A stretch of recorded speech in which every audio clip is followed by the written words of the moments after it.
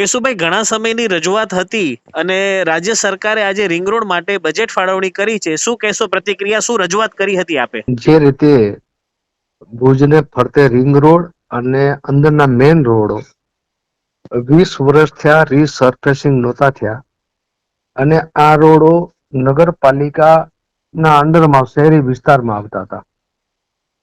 સ્વાભાવિક છે કે નગરપાલિકાને આટલું બજેટ ન હોય અને નગરપાલિકા કાને કોઈ ટેકનિકલ માણસ પણ નથી જે પ્લાન બનાવે અને કામની ચકાસણી થાય. એટલે આપણે મુખ્યમંત્રીને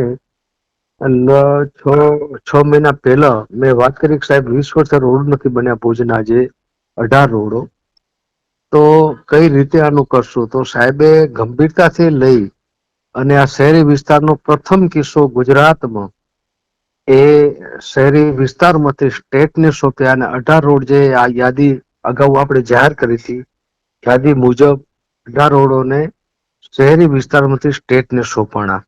એના અનુસંધાને યાદી માંગી મારે કને કે પહેલા કયા રોડો ખરાબ છે એને પ્રથમ તબક્કે લઈ અને જે 7 રોડો છે મેન નળ સર્કલ થી ઠેઠ પ્રિન્સ રેસિડેન્સી અને મહિલા કલ્યાણ કેન્દ્ર થી ભીડ, અકબરમ સર્કલ થી જથ્થાબંધ બજાર ત્યાં સુધી, અને જે ભીડનું જે રેલવે સ્ટેશનનો રોડ ખરાબ છે, જે એક આખું લોકો આવે છે ટુરિસ્ટો અને પ્રવાસીઓ, તો એ ભીડથી રેલવે સ્ટેશન રોડ પણ બહુ ખરાબ હતો.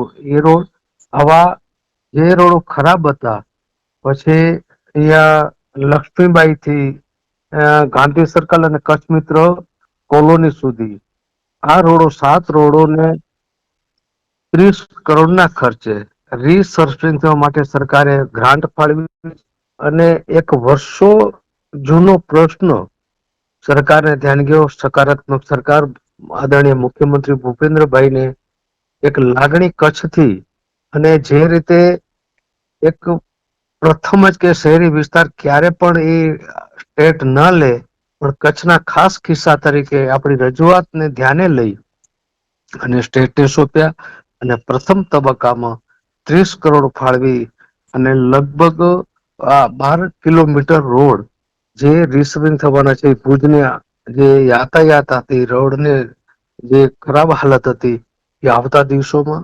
રીસર્ફેસિંગને કારણે આદરણીય મુખ્યમંત્રી ભૂપેન્દ્રભાઈ પટેલનો આપણે ખૂબ ખૂબ આભાર માનીએ કે ખાસ કિસ્સા તરીકે લઈ અને જે બજેટમાં નહીં પણ ફાળવણી જ કરી. બજેટ તો હવે થશે, પણ અલગ કિસ્સા તરીકે કચ્છને જે રીતે 30 કરોડ 30 કરોડ 50 લાખની ફાળવણી કરી, એ બદલ હું સાહેબનો ખૂબ ખૂબ કચ્છ વતી, કચ્છના શહેર ભુજ શહેરના લોકો વતી હું આભાર માનું છું. અને આવતા દિવસો જે બાકી રહેતા રોડોનું કામ પણ ના થયા પછી ક્રમશ બાકી રહેતા રોડોનો પણ કામ થશે એવી મુખ્યમંત્રી પણ ઈચ્છા ધરાવે છે. મુખ્યમંત્રીએ પણ વાત કરી કે ક્રમશ કરીને આ બધા કામ પૂરા થશે. ચંચળ ન્યૂઝ સાથે વાત કરવા બદલ આભાર આપનો, ધારાસભ્યશ્રી.